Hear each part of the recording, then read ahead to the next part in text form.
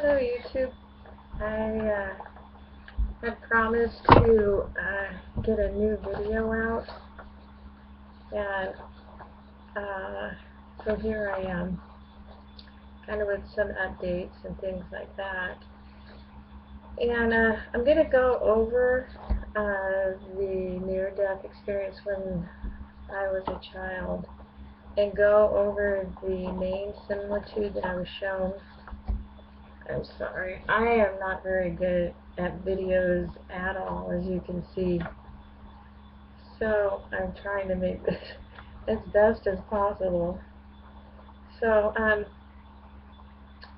just going to go over some of the things that I want to clarify about. Now, the part where Yeshua is holding the earth on each side, and he tilts it 4 times back and forth, like I had shown you before, like this, 2, 2, and then it rests a little bit, almost to upside down, but that's the pause, and this is what happens during that pause.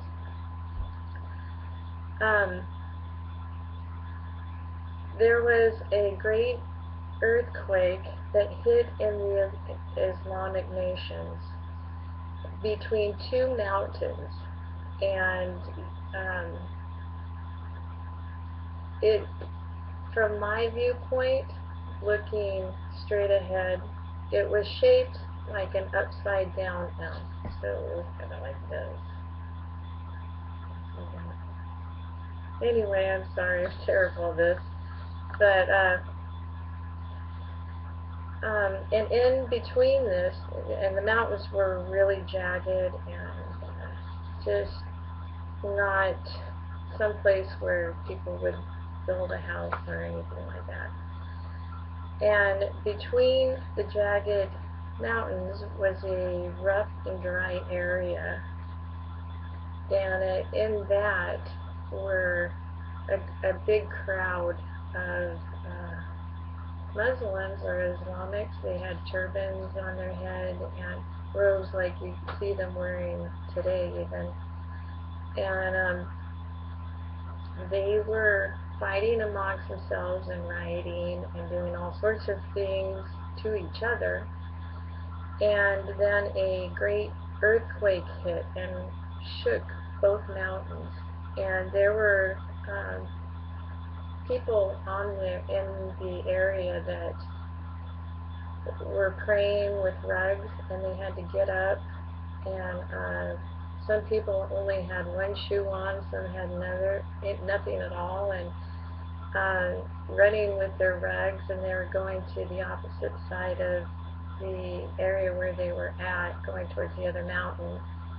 And so it was a big, huge earthquake.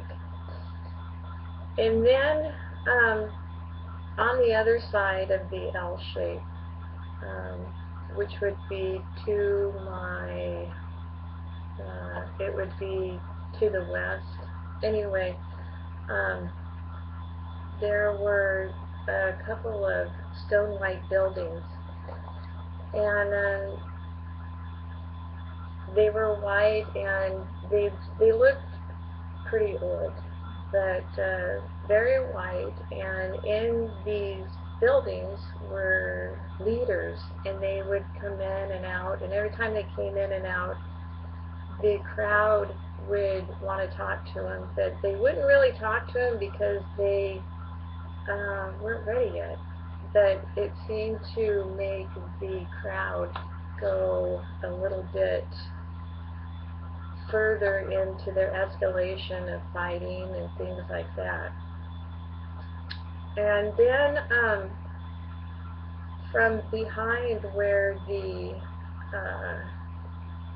white stone buildings were, I heard a loud roar of rushing water. And from my viewpoint, it actually came to the place where I was standing watching the similitude. Now, I have to clarify this. A lot of people are saying this is a dream.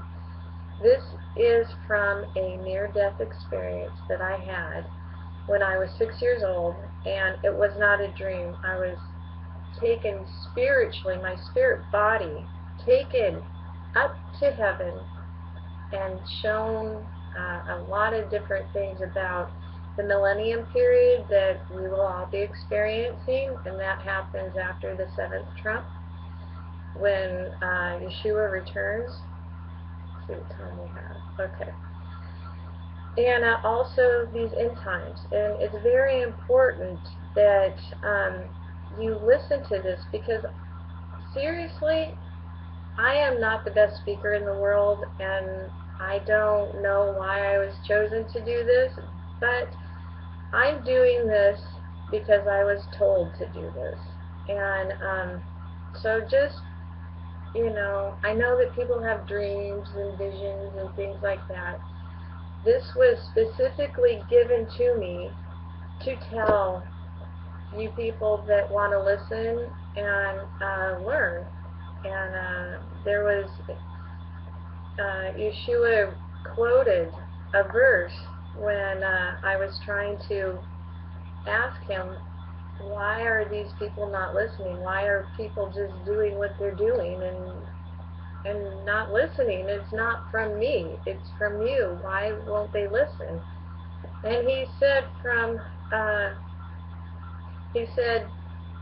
because my people will die from lack of knowledge. And that's in Hosea, I think 4:2. And so anyway, I hope that you listen and you uh, study what you need to study. Okay, I'm sorry, I kind of digressed a little bit. So here we go. I heard a roar of the sea coming up over the mountains. And then from my viewpoint, it was, I was standing at my own house when I was, 6 years old, and there was a mountain range.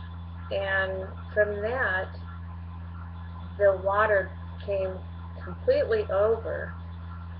And I lived at that time about 75 miles inland, and I just went over to Nehalem Bay over the weekend, and I saw that the sea level over those mountains, it's 1,500 feet above sea level, and it completely bypasses that and comes way in. So if you're going to prepare, don't go, if you want to prepare and still live by the beach, don't do it. Even in the mountains, you're not going to be safe. You got to go way inland. So anyway, and it's also a spiritual form of when the great deception does come. When Satan comes, he's going to, it's going to be like a flood of lies coming in. And so it's on a spiritual sense and a real physical expense. Okay.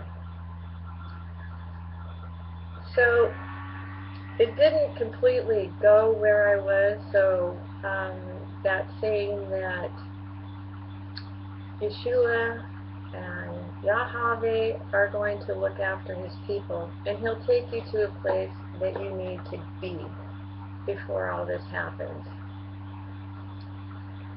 Okay, so now when the when that happened, the leader came out of the building, and he had several other people, but he was a very tall man, and he had a turban on, and he went out into the crowd, and everybody cheered, and they just thought, he was this great person, and he was preaching to them and telling them great things.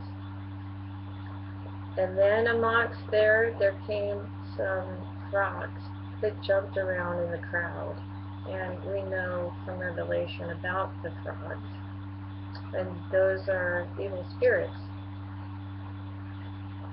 And then while he was talking, a woman dressed in long in a long blue dress and a scarf over her head, but you could see her face. She had blonde hair and blue eyes and very beautiful, and she carried an infant wrapped up in a blanket. The crowd behind her began to chant and roar, and then the man spoke great things to them. And as I was looking at the crowd, I began to see cuts forming in the forehead right across.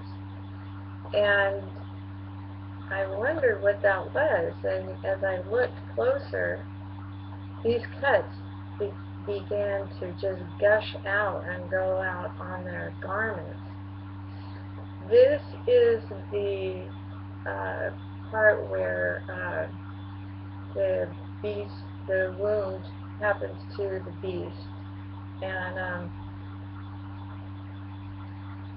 so this is when the Antichrist takes over, which is actually Satan, and so that's that. And now the woman was still in the front of the similitude, and I was watching her. This is Israel. This is the woman is the one who flees into the mountains, and then the upheaval begins, and the dragon tries to find her, but not until the anointed time will these people who are sealed by God before all this happens,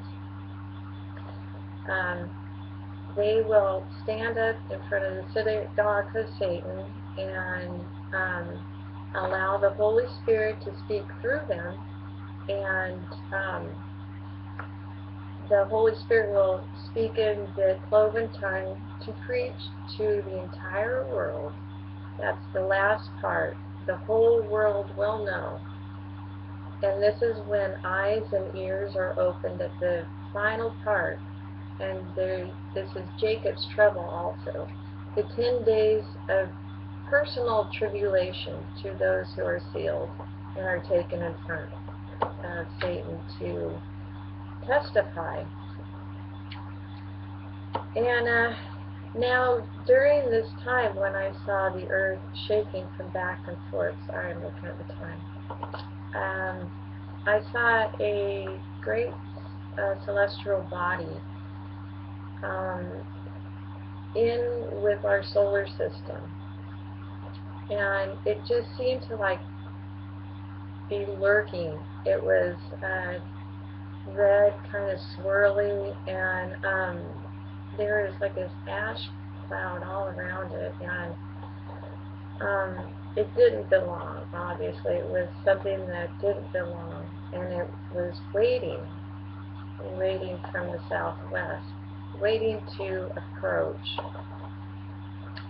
And then at that point I heard a great cracking in the sky with lightning coming down, hitting the earth, and I saw the dragon that I had seen up in paradise thrown down to earth with great speed, and he landed heavily upon the ground, and this time only having one head, and he looked around angrily.